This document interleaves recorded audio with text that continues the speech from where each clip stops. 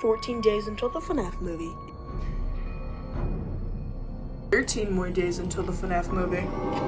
11 more days. 6 more days. 7 more days. 7 more days. I've waited for this movie for so long. It's been so long! Ever since the FNAF teaser trailer back in, summer? Well, time's going by fast. I knew I had to see this movie. Most fans have waited, since 2015? But something felt a little off.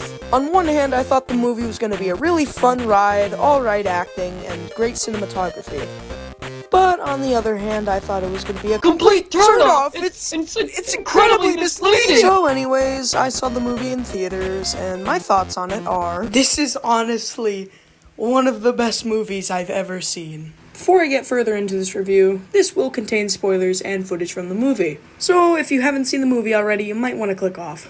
I mean, maybe you should hit that subscribe button, you know. So basically, this movie follows Mike Schmidt and his sister Abby. Michael gets in trouble at his job when he beats the absolute shit out of someone's dad, and he needs a new job. Mike gets interviewed with this shady dude called Steve Raglan, and Steve tells Mike about a security gig. It's a security gig. Mike doesn't accept his offer, honestly who would, and leaves. Mike also gets into trouble with Abby's aunt. She wants to take custody over Abby because she doesn't like Abby around Mike. I really hate her. Mike then gets the job, and the animatronics awaken. Let's talk about the good of the movie first. First of all, I think the cameos of different actors and different animatronics were pretty fun. I don't know, seeing Sparky the dog, a fan-made character from 9 years ago in the movie is, it's a fever dream. And also in the theater, when MatPat showed up, the whole theater, including me, cheered and clapped. It was amazing. It's just a theory. The animatronics look honestly really good, and I'm glad that they all kind of had a moment to shine. Except Foxy, though. He got multiple. For some reason. I was actually honestly surprised that the Cupcake had such a big role. In the original games, he was always just kind of a prop and always stared you down in the office. But here, he's biting legs. Also, I heard critics and people say that the story was overdone, but I thought the plot was alright, and it's a decent introduction to people who don't know what Five Nights at Freddy's is.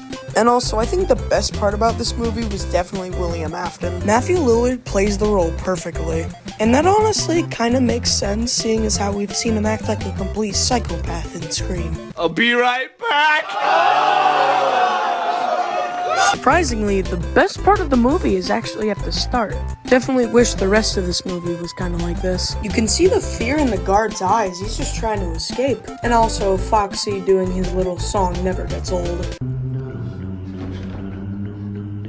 And this weird Freddy blender saw thing looks honestly really badass, and I love it. Not to mention the credits in this scene are just great. The music, followed by the 8-bit style to it, where it basically gives you a summary of what happened, is pretty cool. And of course, how could I talk about the movie without mentioning the Springlock scene? It's pretty tame to what I thought it would be, but it's not bad. It's actually pretty well made. Is there anything bad about the movie? Yeah. For one, it feels tamer than it should be. I know, with a horror movie, you can't really do that much for a PG-13 rating, but come on. It's Five Nights at Freddy's, a series known for gory subjects. That's not to say there isn't any gore in this movie. That one kill with Freddy in Parts and Service was really cool. But the worst thing about the movie has to be this scene. It needs to be big, so we can all fit inside. This scene is so stupid, but I can't help but laugh anytime I see it. Look at this frame and tell me nothing's wrong. I don't know, seeing these things that I grew up on that were like killer robots, and seeing them lift up tables to build a fort is,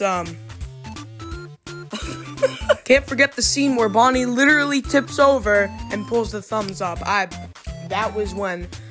This moment, right here, yep, see that? See his face right there? This was the moment where I noticed that this movie is a little off. You okay?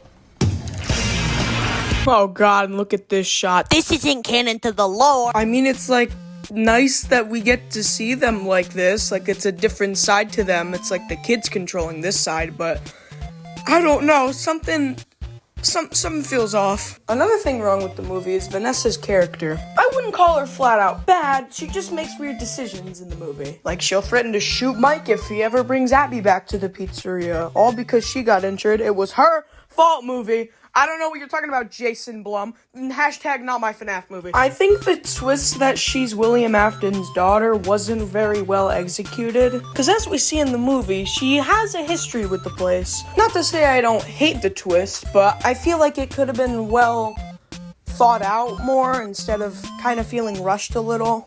Same thing goes for William Afton's twist where he's originally Steve Raglan. Literally everyone who saw him in the trailer basically knew he was gonna be William Afton. So I mean, I don't know why they decided to try and hide it. Just call him William Afton, you know?